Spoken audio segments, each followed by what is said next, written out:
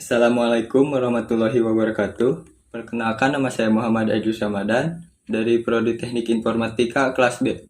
Di sini saya akan mempresentasikan tentang perkembangan teknologi informasi. Apa itu perkembangan teknologi informasi?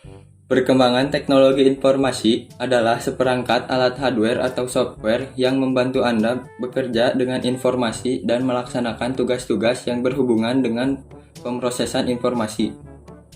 Dengan semakin banyak munculnya peralatan informasi dan komunikasi yang semakin canggih, komputer sudah dapat ditemui dimanapun, misalnya di sekolah, rumah, apalagi kantor, dan instansi. Tetapi dari semua itu pasti ada dampak negatif dan positif dari sebuah teknologi. Aja sih dampak negatif dari perkembangan teknologi informasi? Dampak negatif dari perkembangan teknologi. 1. Mudahnya akses pornografi tidak dapat dipungkiri. Dengan bebasnya akses internet sekarang dapat memudahkan terjadinya pornografi, seperti akses video porno, jual beli film porno, hingga dapat terjadinya aksi porno. Ini yang dapat menjadi PR pemerintah praktis teknologi untuk menanggulangi permasalahan pornografi ini.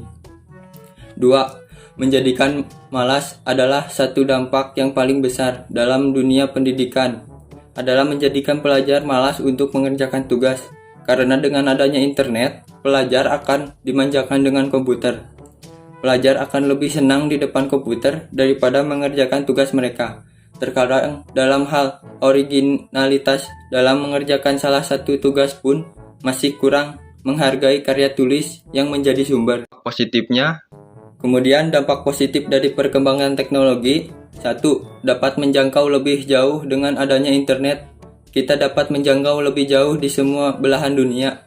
Contohnya saja kita berjualan, kita dapat menjangkau seluruh Indonesia atau bahkan mancanegara untuk menjual belikan produk kita. 2. Menemukan lebih cepat dalam dunia pendidikan. Tentunya kita tidak dapat hanya mengandalkan guru saja. Oleh karena itu, kita dapat memanfaatkan internet untuk mencari hal apapun yang berhubungan dengan pendidikan. Selain itu, pengajar juga dapat menerapkan konsep belajar yang kreatif dan efektif. Ruang lingkup teknologi informasi. Ruang lingkup teknologi informasi. Menurut Dr. Stephen Hugh, yaitu seorang pakar dalam Associate Professor in Residence, Department of Business Information and Analytics di University of Denver Faculty, membagi teknologi informasi menjadi 6, yaitu 1. Teknologi masukan atau input teknologi adalah segala perangkat yang digunakan untuk menangkap data atau informasi dari sumber asalnya.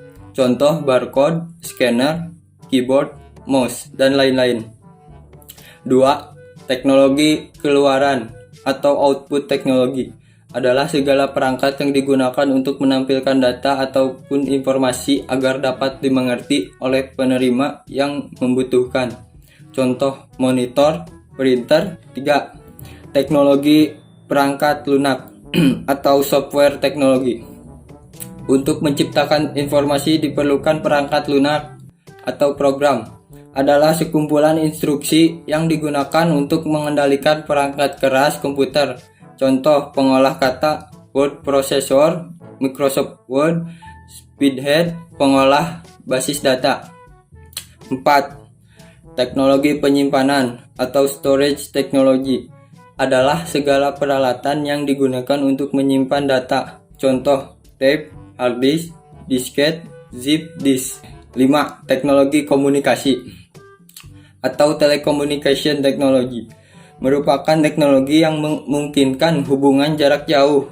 Contoh internet, ATM, dan 6.